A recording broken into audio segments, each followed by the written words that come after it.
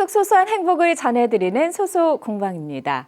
대전에는 학교 폭력 피해 학생들을 지원하는 전국 유일의 전담 기숙시설인 해맑음 센터가 있었습니다. 하지만 건물 노후 등의 이유로 폐쇄가 됐는데요. 이렇다 할 만한 임시 거처나 대안도 없이 아이들이 뿔뿔이 흩어져야만 했던 안타까운 소식, 그리고 학교 폭력에 관한 여러 이야기들, 해맑음 센터장이신 조정실 센터장님과 함께 이야기 나눠보도록 하겠습니다.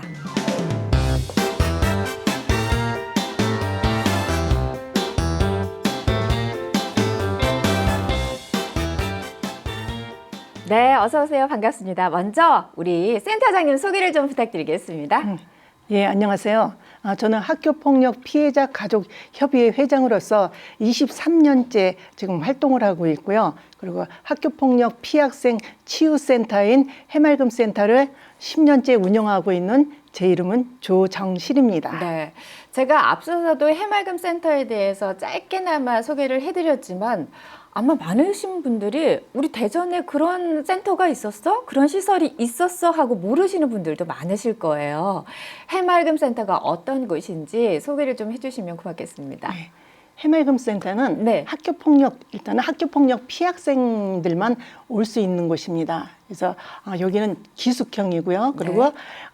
학교에 출석 인정이 되는 네. 위탁형 대안교육시설로 아이들이 회복이 돼서 다시 학교로 돌아갈 수 있게끔 네. 그렇게끔 모든 프로그램이 네, 모든 프로그램이 네, 짜여져 돌아갈 수 있었어요. 있도록 네. 저희가 돕고 있는 그런 시설입니다. 네, 그러면은 언제 개교를 했었나요? 2013년에 개교를 해서 올해 딱 10년 차 됐습니다. 네, 그런데 폐쇄가 됐던 거군요. 그래서 저희가 네. 올해 10주년 기념 행사를 하면서 그동안에 수료했던 학생들이나 가족들 그리고 또 거쳐간 선생님들 모든 사람들 모여서 정말 저희가 자축 축하 파티도 하자 그랬는데 지금 그게 지금 무산이 돼서 정말 좀 가슴이 아프긴 합니다. 네. 자, 그러면은 기숙형의 시설이잖아요. 아이들이 24시간 그곳에서 지내면서 정규 교육도 받게 되고 또 나머지 생활도 하는 건가요? 월요일서부터 네. 금요일 날까지 하고 금요일 날은 이제 가정으로 돌아가는 그런 시스템으로 돼 있는데요. 근데 여기는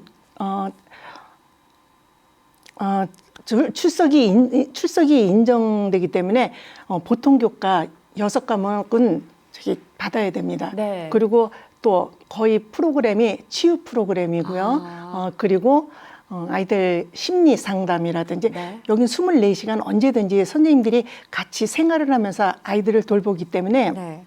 언제든지 아이가 심리 상담을 받을 수 있고요. 네. 그리고 아이들이 가장 좋아하는 좀 외부 체험, 밖으로 나가는 프로그램이 많습니다. 그래서 특히 우리 아이들이 가장 좋아하는 건 선생님과의 여행 프로그램 같은 것도 있고요. 네. 그리고 저희 같은 경우에 코로나가 있기 전까지는 해외 봉사 프로그램도 보통 12박 13일 갈 정도로 다양한 프로그램으로 네. 아이들이 정서적인 안정을 찾고 그리고 자존감도 회복되고 자신감을 불러일으켜서 아이들이 회복이 돼서 학교로 돌아갈 수 있도록 그런 모든 프로그램으로 짜여 있습니다.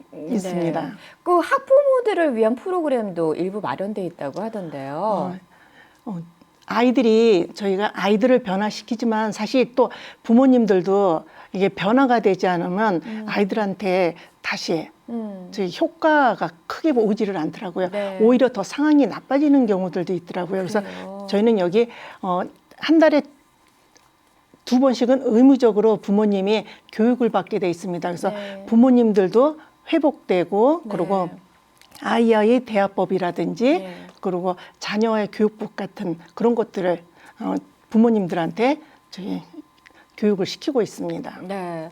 어떻게 보면 학교 폭력 피해 학생들뿐만 아니라 그 가족까지도 함께 보듬어주고 치료해주는 그런 곳이라는 생각이 드는데 사실 학교 폭력이 날이 가면 갈수록 요즘은 좀 더 이렇게 심각해지는 것 같아서 학부모를 둔 부모의 마음으로서 참 많이 무거운데요.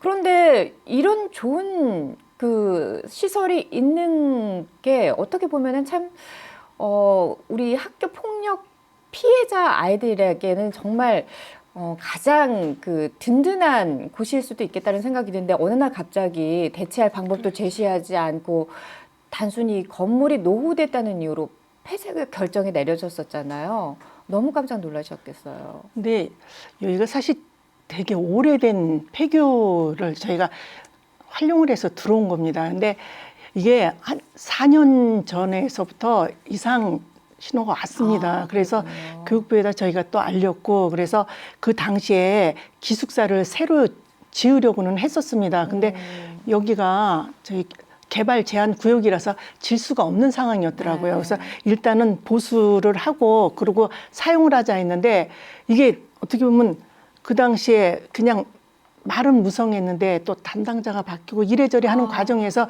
이게 미뤄지다 보니까 네. 지금 이 상황까지 온 거예요. 그래서 결국은 작년 8월 달에 국감을 통해서 이게 수면 위에 떠오르기 시작을 한 거예요. 그래서 저희는 그때 언제 이건 해결되겠구나 그러고 그랬는데, 사실 벌써 1년이 됐잖아요. 1년 동안 이제 겨우 지난달 말에 임시 저희 갈 거처가 정해질 정도로 네.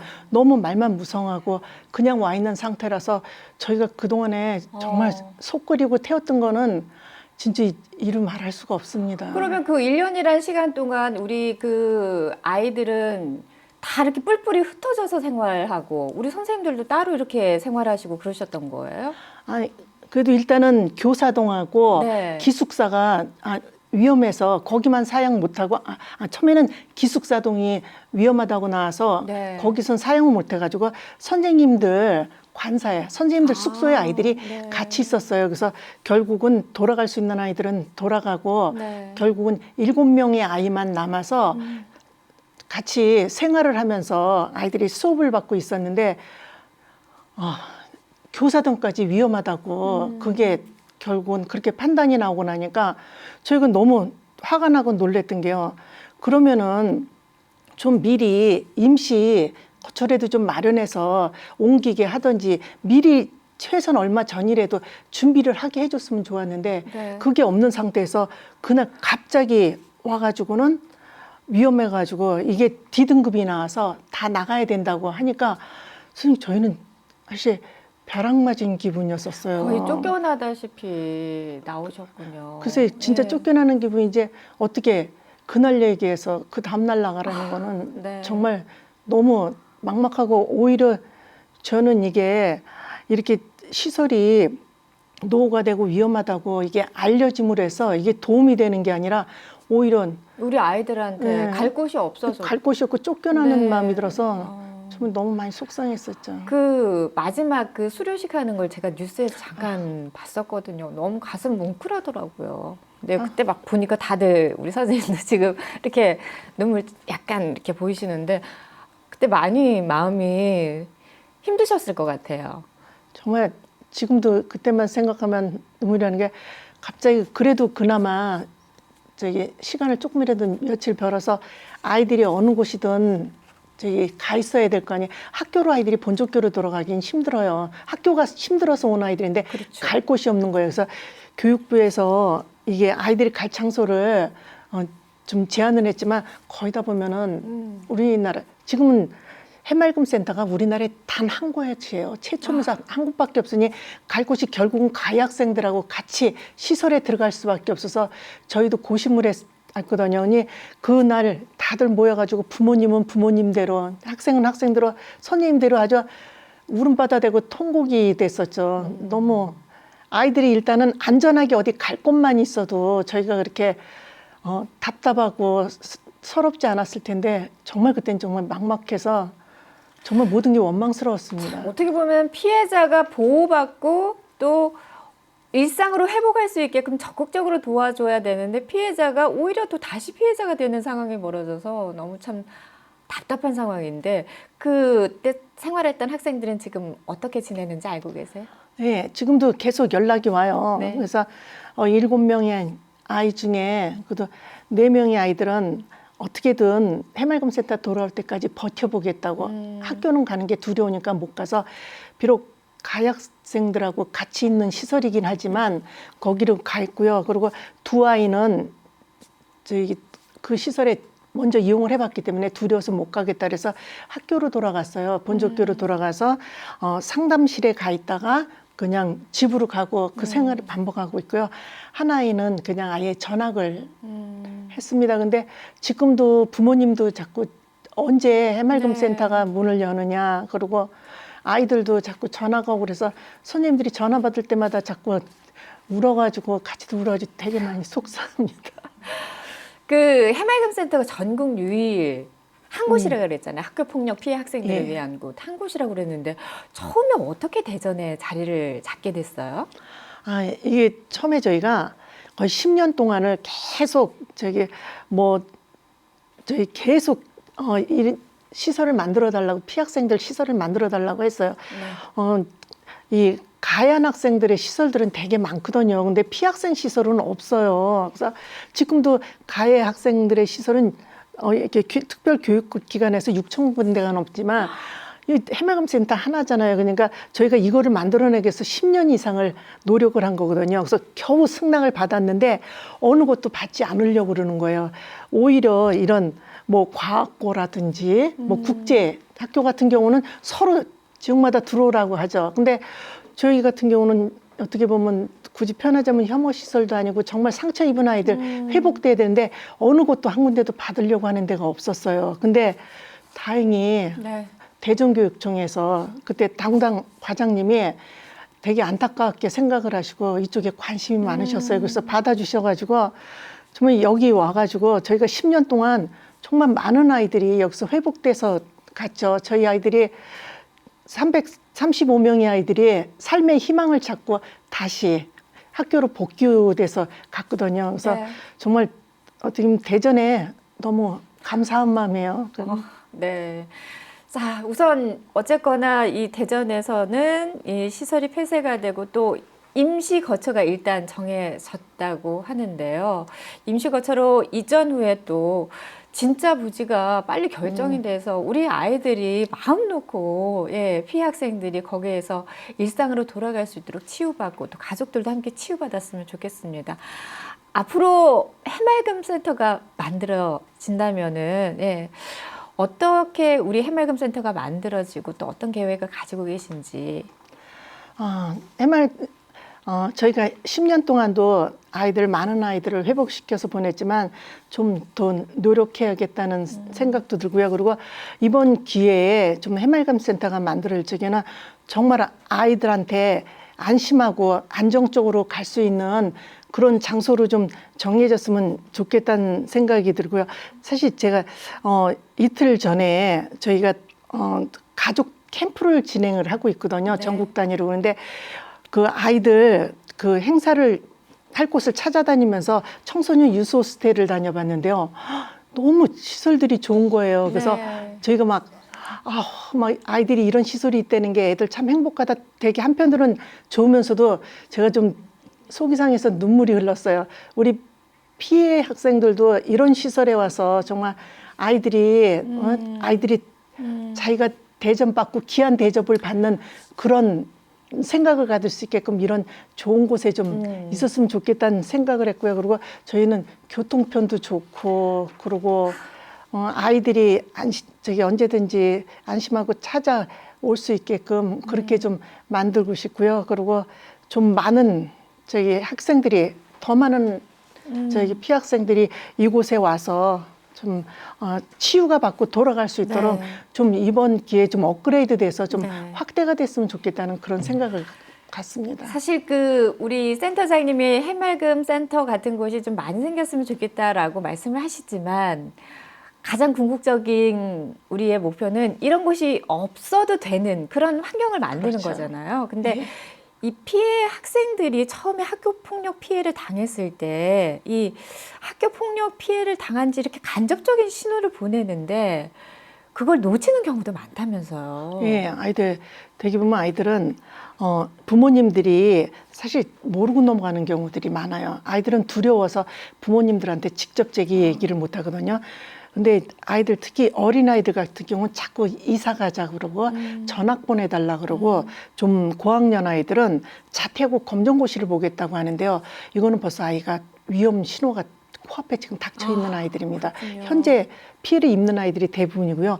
저희 아이 같은 경우에는 엄마 우리 반에 어떤 애 매 맞으면서 돈 뺏기면서 매 맞는 아이 있다?